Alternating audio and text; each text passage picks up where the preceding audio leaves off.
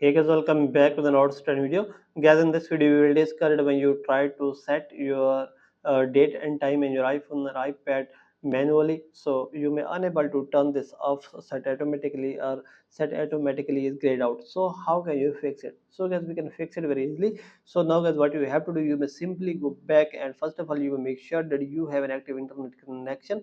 Then guys, you may scroll it down and here is the option of screen time. So you may click here on screen time and here is the option of change screen time passcode. Click here and you may turn off screen time passcode from here. So let's say guys, you may click here and now guys, you may turn this off from here.